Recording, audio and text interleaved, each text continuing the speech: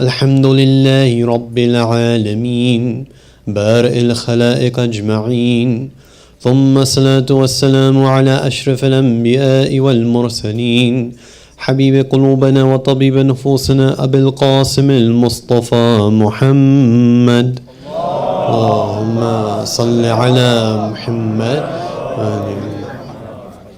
وعلى أهل بيته الطيبين الطاهرين لا سيما بقية الله في الأراضين روحي وأرواحنا لتراب مقدمه الفداء فقد قال الله في كتابه المجيد أعوذ بالله من الشيطان الرجيم وما هذه الحياة الدنيا إلا لهو ولعب وإن الدار الآخرة لهي الحيوان لو كانوا يعلمون صدق الله العلي العظيم.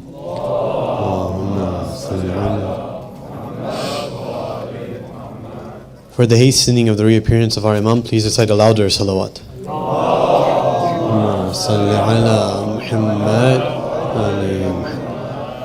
And so we are the first ones to greet our Imam upon his return. Please recite the loudest of salawat.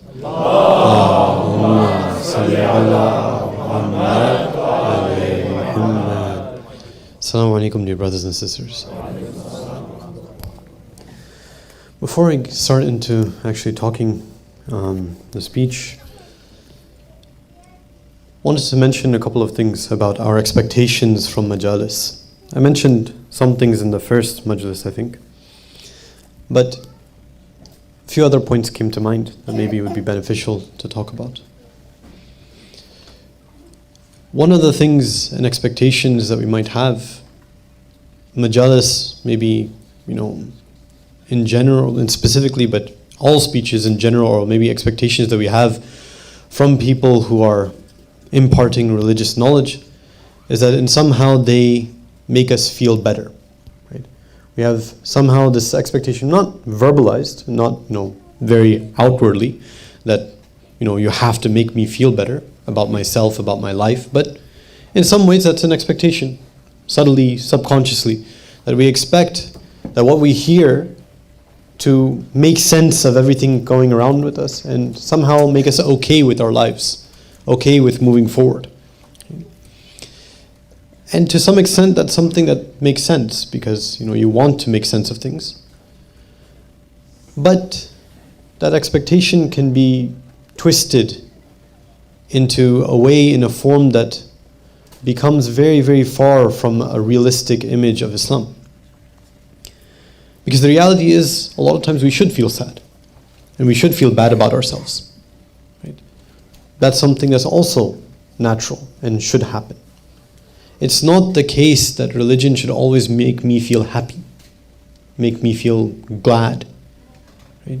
We're not chasing an emotion of happiness. Right? And if I look at myself and I see that I'm doing something wrong, I've done sin, then I shouldn't feel happy about that. Right? Religion, there's no way that I will feel happy about it. Even if I go and do tawbah, right? Tawbah is a reflection and a manifestation of my sorrow. I'm expressing my regret for what I've done. That doesn't make me feel happy. Yes, Allah subhanahu wa ta'ala's forgiveness makes me feel happy. That makes me feel satisfied. The promise of His forgiveness. But that's after. That's not before. And so a lot of times we have to change expectations. Right? We shouldn't have an expectation that someone who's giving a lecture, someone who's giving a speech, should make me satisfied and happy about my life. No. In fact, most of the time, maybe it should be doing the opposite. It should be making me feel dissatisfied with how my life is right now and be encouraging me to change something. If all I get from the member, from the scholar, is just this positive reinforcement of whatever I'm doing, then that includes all of my faults. And that'll stop me from going towards Islam. And so this idea that the scholar is like some therapist who will just come and show me the secrets of being happy and will give me reinforcement, whatever habit that I want to do, whatever indulgence that I have, they'll find a way for me to do it. No, that's not Islam. There are things that are difficult. There are sacrifices that we have to make. There are hardships that we have to go through. And there are sadnesses that we have to realize. And that's something that we have to accept. It's not all rosy and everything good. No. It's difficult. It's life. Life is going to be filled with these hardships. But Islam gives us an ultimate purpose for which all of these hardships and tribulations and trials are easy to bear. That is true. That if we concentrate on that ultimate goal, then there is ultimate happiness, ultimate success, ultimate all of that. But that's when we're on that path. We can't, have our cake and eat it too. It doesn't work. That's one point. Another point is the expectations that we have from lectures to give us a lot of maybe new material or exciting things or things we've never heard before, right? Or, this rare opinions that some random scholar said 200 years ago and was never found until now. This is also a false expectation. Sometimes it's the case that the things that we need to hear are the things that we've been hearing from childhood. But we need to hear it again, and again, and again. Sometimes the things that are the most important for us are not new at all. They're old. They're things that are, nothing that we couldn't have thought of ourselves. But they're what we need to hear. They're what we need to change about ourselves. How many times, nobody has a doubt, everyone who is here knows that we're supposed to be praying. That's not anything new to any one of us, that we're supposed to be praying 5 times a day. It's not new to any one of us. But I can promise you, we could spend years after years talking about salat and it won't finish. Right? And not, deep, complicated things. No. Just about our perspective. Just about how to talk with Allah subhanahu wa ta'ala. Just about how at each step we can continue our path towards Allah subhanahu wa ta'ala. It's the simple things, the things that Allah subhanahu wa ta'ala has put in our path that are sometimes the most important. Our religion, Islam, ultimately is simple at its core. At the core, meaning that if we want to follow it, it's not a complicated thing to do in terms of understanding what we're supposed to be doing. What makes it complicated is ourselves, when we cloud the things around us. Yes, there are details. Yes, there are depths of knowledge. I'm not denying that.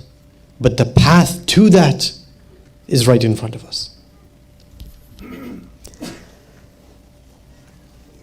That being said, inshallah, we'll move forward. What we've been talking about, or we ended talking about, perhaps not the previous lecture, but the lecture before, was about the intellect and how the intellect is a crucial part, an essential part of our being. And that with this intellect, we become aware of reality, and by becoming aware of reality, we become different. Who we are is changing through our awareness. That it in a way defines our being, our awareness of reality. Now, all knowledge is not equal. Right? All knowledge is not equal. Some, if you look at it in terms of what you're aware of, you see differentiation. But there's also a differentiation based on how and what type of knowledge that is. For example, my knowledge of my own hunger that I have, physical hunger of food. If I'm very, very hungry, let's say it's the month of Ramadan, I'm fasting, the knowledge that I have of my own hunger is immediate. Like I know it for sure. Like as it's approaching 8 hours, 10 hours, however long that day was, it gets stronger and stronger. I feel the hunger pangs. Nobody needs to tell me that I'm hungry. I can feel it. I know it for sure. But my knowledge of somebody else's hunger, well, they might be complaining. They might, I might have seen that they haven't eaten anything. I might see that, they're really tired and lethargic and all these things, and I could deduce from all of these things that they're hungry. But there's a difference between my knowledge of their hunger and my knowledge of my own hunger. Right? Both of them are knowledge. Right? But there's a very clear difference on that. My knowledge of my own hunger is much stronger, much more real to me.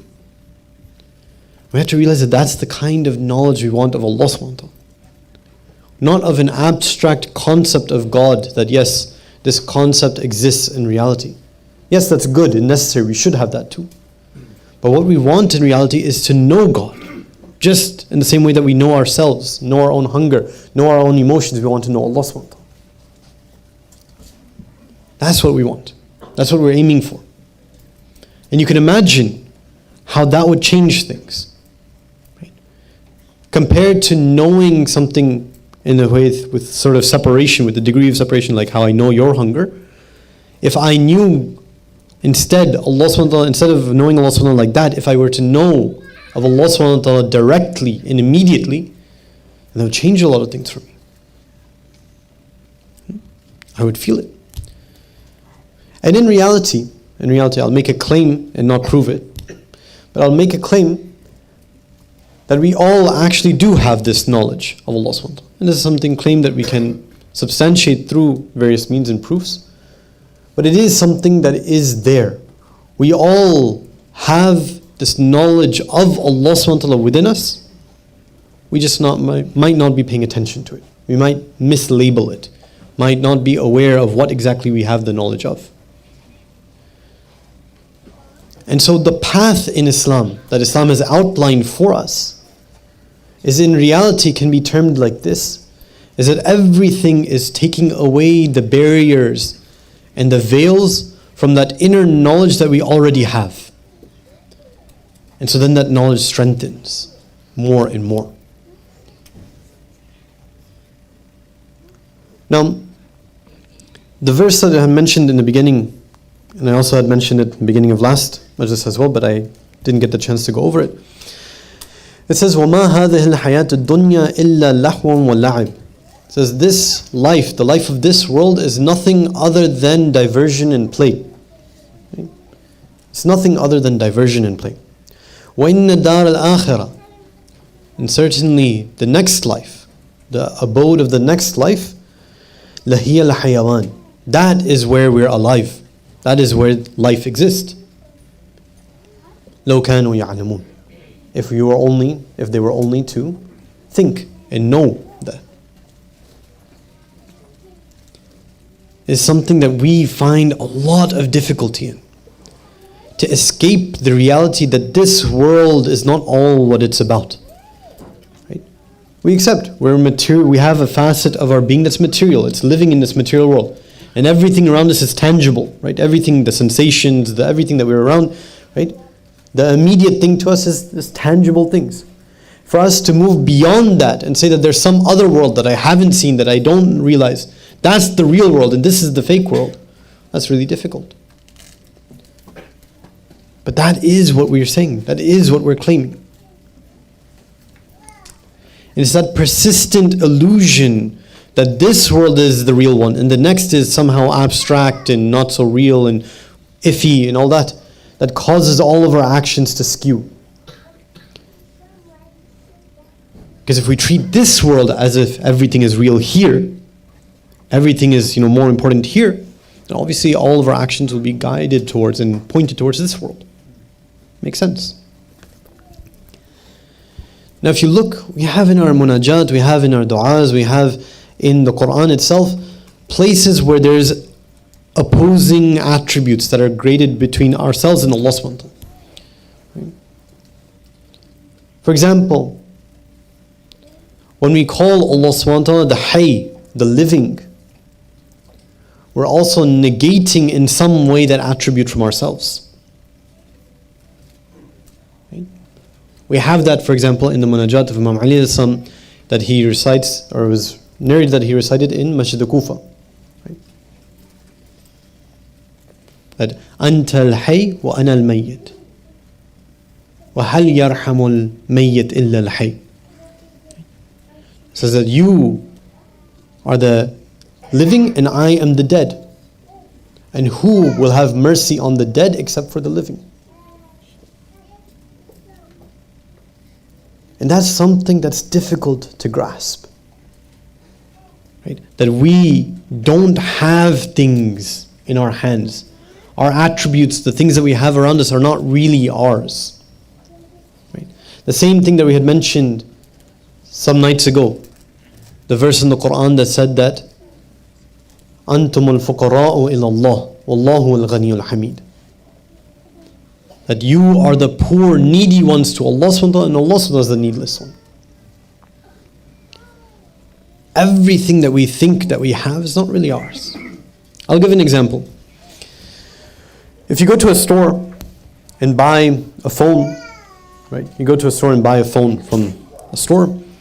You give the person some money, some currency, and you grab the phone in exchange. In reality, nothing really changed about the money and the phone. The money and the phone are the same thing as they were 2 seconds ago, before you bought them. What's the physical entity of those? They're the same thing. Nothing has changed. There's only a social agreement that now I have certain rights over the money, and I've let go of certain rights over the I have certain rights over the phone, and I've let go of certain rights over the money. It's just agreed upon. But in reality, it's the same thing. Like, nothing changed about it. But Allah subhanahu wa ta'ala, His ownership is different. His ownership is real. His ownership is in the meaning that if He were to, for lack of a better word, turn His attention away from us, we would cease to exist. Meaning everything that I perceive myself to have, not just the physical things, internal things, my thoughts, my decisions, only occur and happen by the will of Allah subhanahu wa ta'ala. And that's a heavy thing. Right? Have we realized how much we owe Allah subhanahu wa ta'ala? Sometimes we only think in the context of owing Allah subhanahu wa ta'ala and thanking Allah subhanahu wa ta'ala when something good has happened. Right? But everything about us, every moment of our life is being granted by Allah subhanahu wa ta'ala. Every breath, every heartbeat, every single thing, every thought. There's no place in our lives that I can say that I own and am separate from Allah subhanahu wa ta'ala. No. Every single thing goes back to Him. And it's easy words to say these words. These words are very easy to say. That realization though changes one's lives. Right? The life that one has immediately changes upon realizing something like this.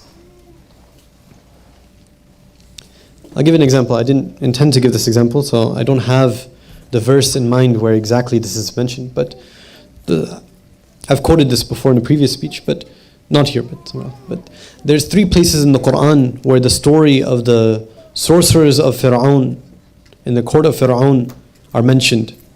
The details are slightly different in these 3 places. It's a very interesting thing how the Quran shows stories and how in some places there's one extra detail, other places there's a little bit less detail. And you see very clearly the wisdom that Allah subhanahu wa ta'ala is portraying in describing these events in very slightly different ways.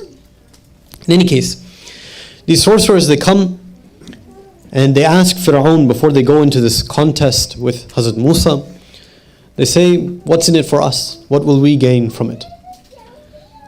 Fir'aun responds by saying that you'll be of my close ones. Right? If you go and compete, you'll be with my close people. Right? You'll be of my close. And so they respond by saying that by the might of Fir'aun we'll win. Right? Sort of how you and I might say, inshallah. They say, by the might of Fir'aun we'll win. They go into this contest with Hazrat Musa. They throw whatever they had. Hazrat Musa throws his staff. And immediately upon that contest happening, they submit. These sorcerers say that we believe in the Lord of Harun and Musa. Immediately. Fir'aun is confused. He's taken aback. He's like, did you believe before I gave you permission to believe? Another place he says that, is Musa actually, your secret teacher and this was all planned in advance? What's happening? And he starts to threaten them. He says that, look, if you don't take back what you're saying, then I'll crucify you. I'll cut off your limbs from opposite sides. What do they respond? These sorcerers who are just now looking for material pleasure and benefit, just a few minutes previously, now they say, فَقْضِ مَا أَنْتَ قَاضٍ. Do whatever you want. Do whatever you want. The extent of your ability is just this world. You can't do anything to us beyond that. Once we realize what's right and real, nothing is going to hold us back. That's a dramatic shift in action based on understanding reality. Right? Sometimes when we look at it from this direction, it's easy to sort of pat ourselves on the back and say that we're on the boat. We've already got there. We've already done this. Right? We're there. Let's look at it from the other side. The one who doesn't act like that, who isn't acting in accordance with Allah subhanahu wa ta'ala's laws, then doesn't have that knowledge, doesn't have that awareness. Or is at the very least, even if they had it, they're putting themselves in a state of heedlessness, of ghaflat. And so we can test ourselves. If we want to know, are we like these sorcerers? These ones that had this pure tawheed at that one moment? Let's look at our actions. Our actions should tell us that. Are we doing our wajibat? Avoiding the haram? Do we even know what is wajib and haram on us? Right? Sometimes we imagine wajib and haram to just be salat and sawm and no. Inshallah, we'll get to it in one of the nights to come, but the most important wajib action that we have, that's mentioned several times, is amr bil ma'roof and nahy al munkar. To enjoin the good and forbid the bad. And not in the way that, for example, we have maybe in some of our community might have experienced growing up that an uncle or an auntie will come and say that, why are you doing wudu like this? Not just that. That's good, it's important. Inshallah, they did it nicely. But much more than that. Much, much more. Right? Please say salat ala Muhammad wa ala Muhammad.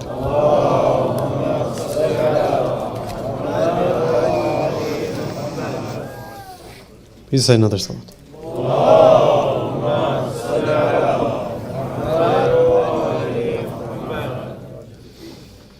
As we mentioned, that if we don't pay attention to this reality, before I continue, if everyone can move a little bit forward with another salat ala Muhammad wa ala Muhammad. Salli ala Muhammad wa ala Muhammad. Salli ala Muhammad wa ala Muhammad. So if we don't pay attention to this reality, to the reality that is true, our actions start to diverge in a different way. Now, we had mentioned that there are signs of the people who have an intellect, and we talked about that in a few ways, and Shaykh Hussain Mujtahidi also had mentioned it in the beginning, this ayah in the verse of the Quran that talked about ulul albab, and the sign of the ones who have this intellect were that they remember Allah subhanahu wa ta'ala in all these states, qiyaman wa qu'udan wa ala junubihim, that they remember Allah subhanahu wa ta'ala when they're standing and when they're seated and when they're on their sides. وَيَتَفَكَّرُونَ فِي خَلْقِ السَّمَاوَاتِ وَالْأَرْضِ. Right? And they think and ponder upon the creation of the heavens and the earth. They say, رَبَّنَا مَا خَلَقْتَ هَذَا بَاطِلًا. Oh Lord, you haven't created this in vain. There's some purpose here. There's something that I'm going towards. There must be something that all of this gives all of this meaning. It can't be just up to me. And we said that if I'm not like that, if I don't have the attributes of pondering and thinking about Allah subhanahu wa ta'ala, then I'm not from among the ulul albab. I don't have an intellect. I'm not of the ones who are intelligent. We have a hadith by Imam Sadiq alayhi salam. Allahumma salli ala Muhammad. That says, a person comes up to him and asks him, what is the intellect? Mal aql. What is this aql, this intellect? And he responds by saying that the aql, the intellect is ma ubida bihi ar-Rahman wa iktasaba bihi al-Jannan. It is that by means of which the Rahman, the most merciful, is worshipped, and that by means of which the paradise and the gardens are obtained. Again, look at the opposite. It means that if that is not happening, if I'm not worshipping Allah subhanahu wa ta'ala, if I'm not aligning my life to gain that eternal abode in the heavens, then I don't have an intellect. might say to ourselves, well, I know plenty of intelligent people, very, very smart people in my life, but they're atheists. They don't believe in God. How do we explain that? Right? There's plenty of extremely smart and intelligent people, right? Nobel Prize winners, innovators, this and that, right? I'll return that question with another question. Are they really actually intelligent if everything that they're doing in this life and everything that they know is all about a place that is going to go away in the blink of an eye, and they know nothing of an eternal life that they're going to go to? If they don't know anything about their true self and their true reality, if everything that they know is like an illusion, a mirage, then can we really say that they're intelligent, they're smart? I'm not debating. Yes, they might have the ability in their minds to grasp concepts and understand them and all that. But is it truly intelligence if it's all a lie? And it's something that we have to encapsulate within ourselves. That intelligence is not going to be tested based on some sort of grade and some sort of degree that we have, or innovations that we've created, or technology that's been made, or progress in the material sense of that word. No. Ultimate intelligence is matched with how much we're aware of actual reality, the deep reality, the true sense of the self. I'm not discouraging any of the previous things. Again and again I'll say this. I'm not trying to discourage any innovation or technology or progress in the material sense. No. But that is the meanest, lowest level of being aware of things. And an expert on that level will, at the end of the day, only be aware of that very, very, very lowest level of reality. That's not very intelligent.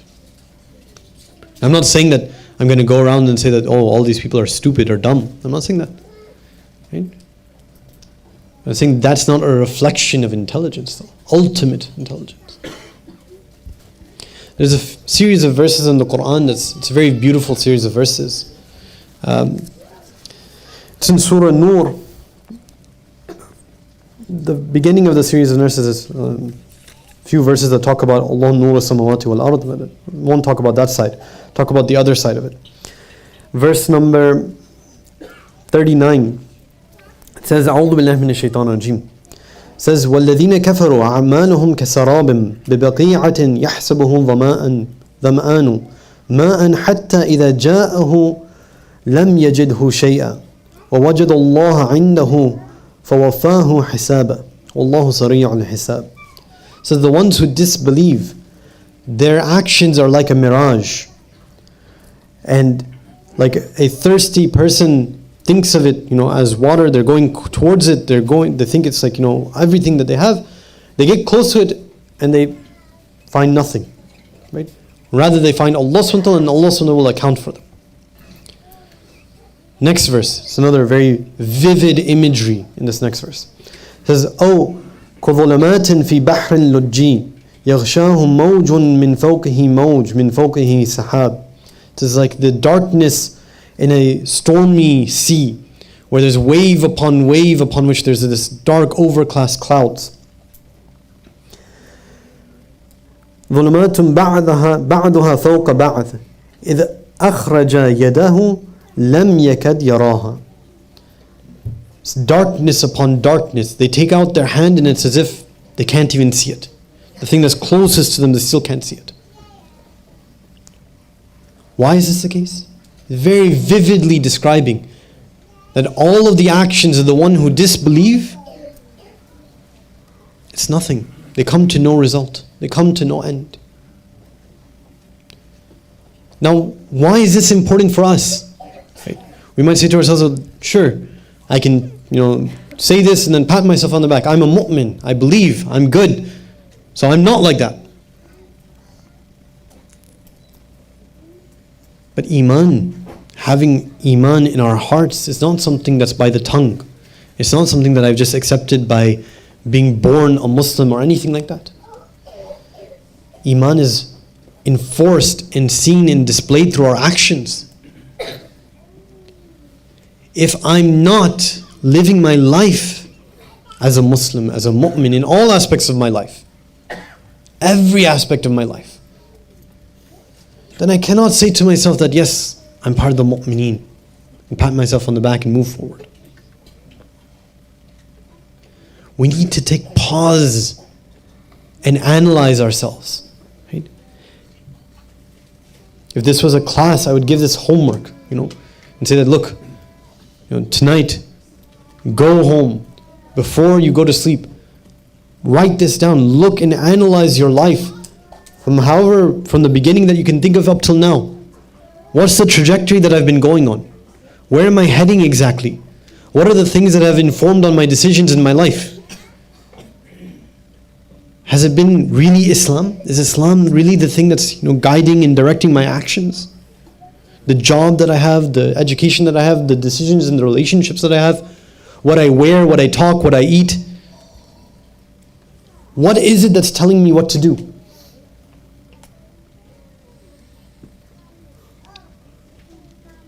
And again, if you want like a shortcut to see and test yourself, I mentioned this before as well. You want a shortcut to test yourself? Look at the part of your day when you don't have anyone around, when you have no one enforcing and obliging you to do any particular thing, and see where your heart goes to. What's the first thing that you go towards? Not in the sense of a response to something previous. I'm not saying that, okay, you had a very exhausting day and then the next thing you want to do is sleep. No, that's obvious. I'm saying in a time where you're free. You don't have any pressure. There's no pressure on you. Where do you go to? Is there a thought of Allah subhanahu wa ta'ala there? A thought, at least. That, okay, I'm a Muslim, I have some free time, nothing binding me. Maybe at this time I can do a dua. Maybe in this time I can gain some ma'rifah, some awareness of Allah subhanahu wa ta'ala. Maybe I can go study something about Islam. Do we imagine that learning about Islam is restricted to the people who have these turbans on their head? It's not the case. It's not the case. It's not an obligation on the people who have a turban on their head to learn about Islam. It's an obligation on everyone. Everyone. It should be a desire. Right? Think about it. If Allah subhanahu wa ta'ala is saying that follow this roadmap and you will reach ultimate success, never-ending life, never-ending pleasure, whatever you want, for however long, you just have to follow this roadmap. Wouldn't I want to know what the roadmap says? I would study it. I wouldn't wait for someone else to tell me. I wouldn't wait for the golden opportunity 30 years down the line to eventually... No, I'd want to know now. Right now. I'd feel urgent about it. Pressing need to do it. Every moment lost. I don't know how many opportunities I'll have in my life. I can't guarantee that. Nobody can guarantee that. It would push us and drive us. You see Imam Hussein and his caravan. You see where they're going, how they make their actions, how they make their choices. It's because their life is oriented towards Allah subhanahu wa ta'ala. They felt this urgency. Look at the change that happens with Zuhair. Right? We talked a little bit about him before. Zuhair was going, they left Hajj on similar times. Left Makkah on similar times. Zuhair is trying to escape meeting Imam Hussein. They stop at different places until eventually they're forced to stop at the same place. Immediately Imam Hussein calls for him, asks him to come. He's hesitant to come. In some narrations of history, it says that his wife pushes him. Says, look, at the very least, it's the grandson of the Prophet, just listen. There's no harm. Just listen to what he has to say. Goes there. We don't know what Imam Hussein says. As far as I know, there's no actually account to that conversation, what was said. But when he comes back, right, he's completely changed. He says, I have to go with him. I have to go with Imam Hussein. We might think to ourselves, oh, he would be, very saddened and sorrowful, and be like, no. What the narration, the thing of history says, that he's happy, he's glowing. He knows he's going to his death, but he's happy about it. Everything changed. Everything changed.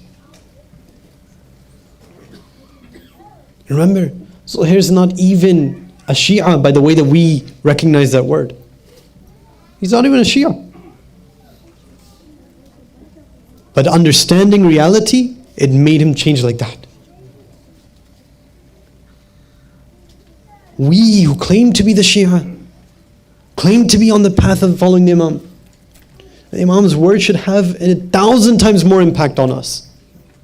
The Imam's action should have 1,000 times more impact on us. If I see the Imam acting in one way and me acting in another, what does that tell you about me? That's not how that should work.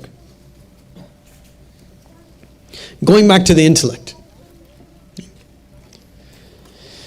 If we look at the intellect as this ultimate facet of who we are, and that leads us one way or another, there's a beautiful hadith.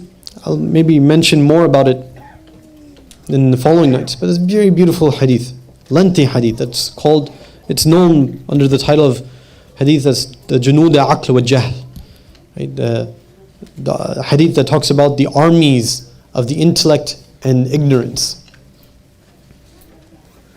Within it, it talks about these various faculties and characteristics, and has them paired in opposites, where one series are the faculties and the characteristics of the intellect, which is the armies of the intellect, and the opposites are the faculties and characteristics that are the armies of ignorance. And there's this fight between the two.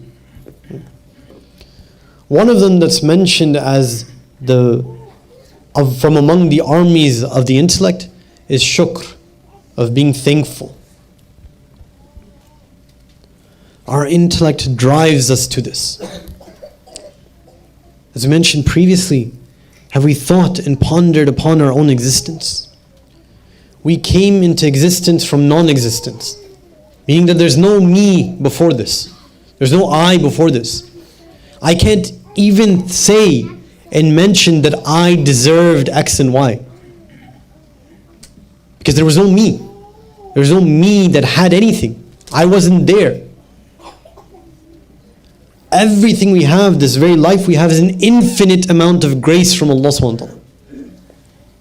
Our existence is beyond our comprehension to be able to give thanks for. What does someone who has an intellect do in response to that amount of favor? They thank the person. They thank the person who's given them. What do we have in the Quran? It says, أعوذ بالله من الشيطان الرجيم لئن شكرتم لأزيدنكم.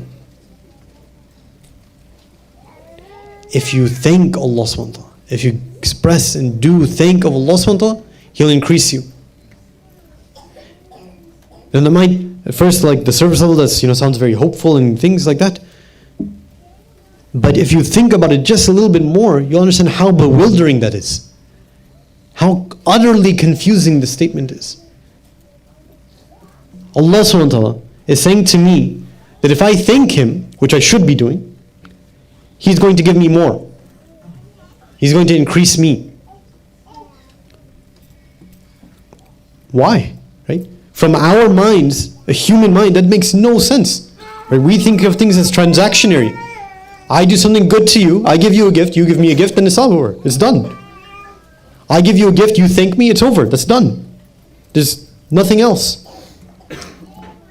Allah subhanahu wa ta'ala doesn't say that. He says, look, if you thank me, I'll give you more. I'll increase you. It's shocking. It's mind-blowing if you think about it.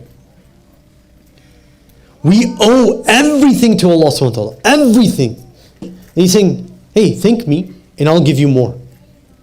I'll increase you. You'll become better. It's staggering. How do we thank Allah subhanahu wa ta'ala? How do we thank Allah subhanahu wa ta'ala? The thanking of Allah is not something I can just say thank you. Thank you Allah for doing this. Sure, I should express it. It's necessary to express it. We should say shukran lillah. We should say it often, all the time. It's not enough. The ultimate thanks that we can give for the blessings of Allah subhanahu wa ta'ala is to be utilizing them on the path of His purpose. That doesn't mean just the money.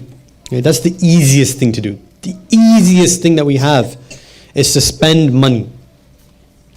For some reason, whenever we comes to money, it's like the quickest thing to pat ourselves on the back. Oh, I gave money to the center. Oh, I gave money for charity. Oh, I gave this money thing and I pat myself on the back. Yes, those are necessary. Give money to the center, inshallah. Right? I'm not paid to say that. But at the end of the day, money is the easiest thing to do. It's our lives. Our lives that we need to be spending. Who we are that we need to be spending. That's the blessing, ultimate blessing that Allah subhanahu wa ta'ala has given us. It's ourselves. It's to Allah subhanahu wa ta'ala.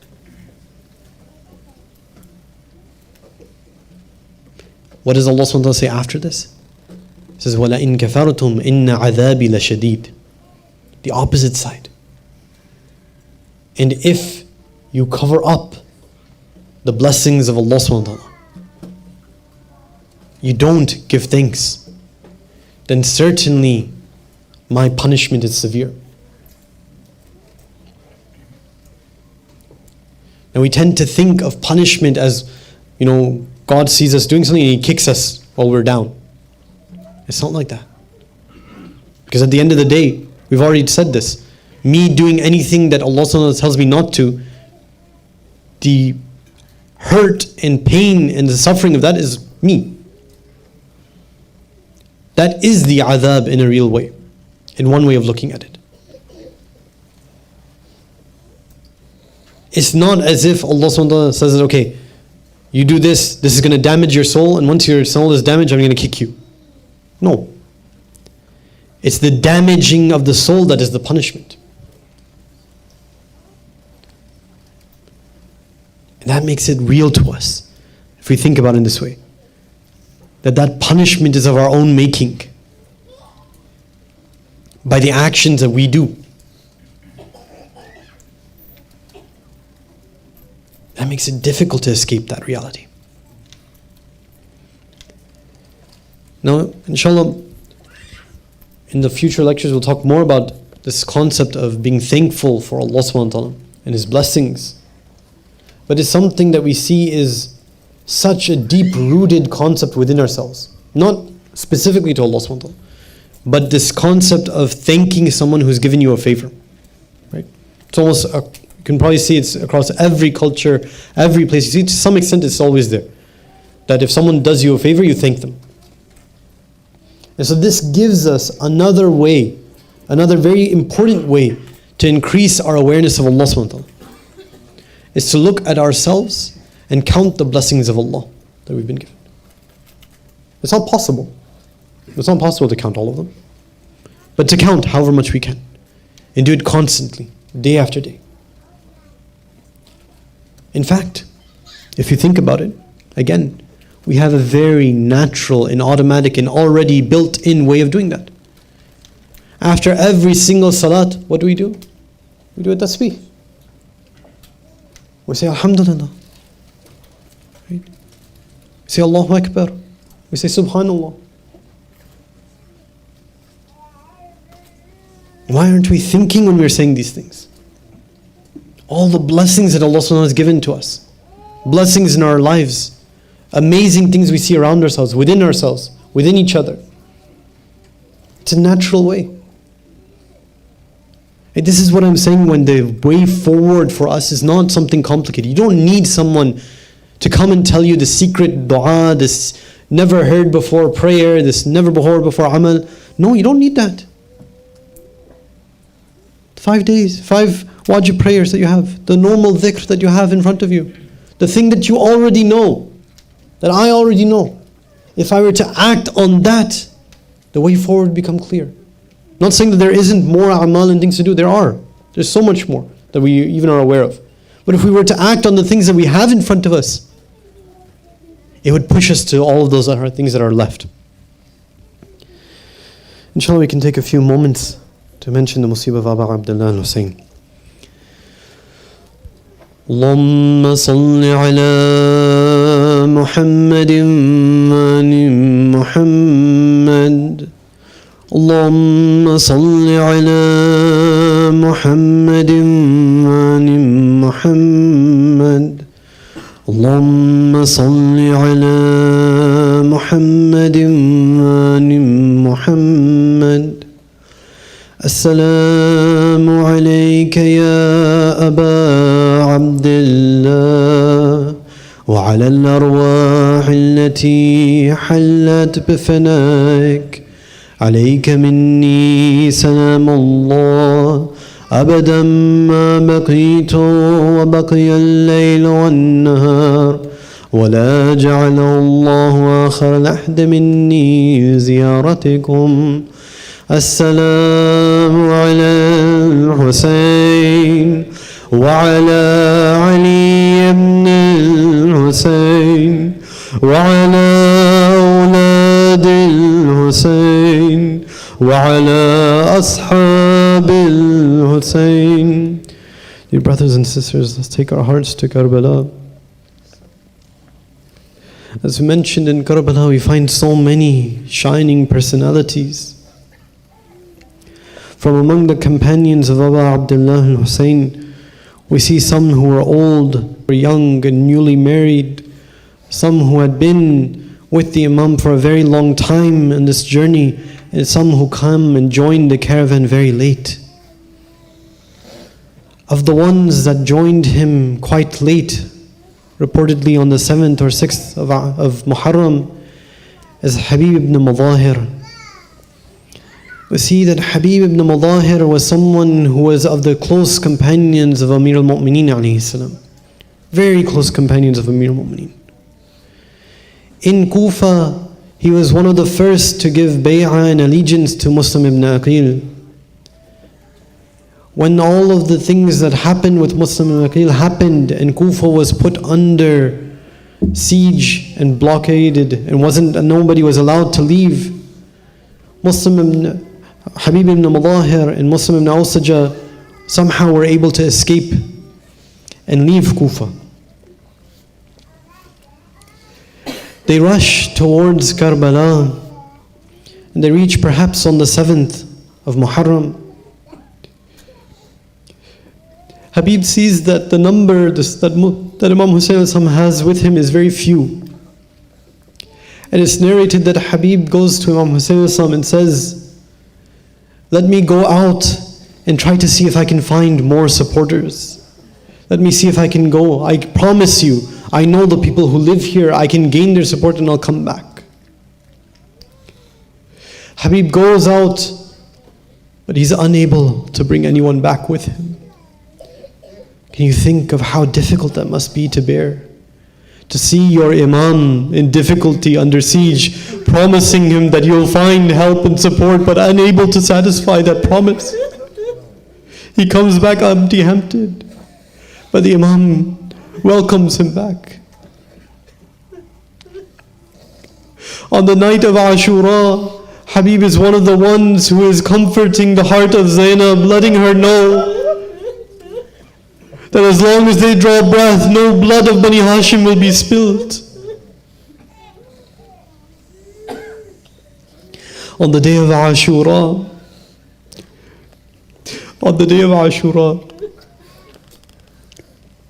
it's narrated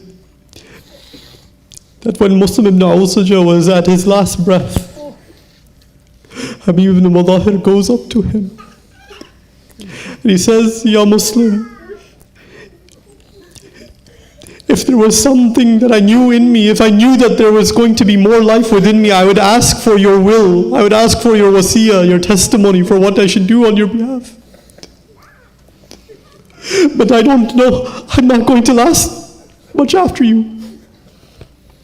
Muslim ibn Awsaja responds, perhaps with his last breath, "My wasiyah is for you to give your life for this man, Imam Hussein. Habib ibn Mudahir goes into the battlefield. He's an old man, but he fights valiantly. Until the end, when he's struck and put into the sands. Can you think what Imam Hussein faces at that moment? Someone he's known from childhood, someone who he's seen being the supporter of his mom, his Imam Ali al-Islam.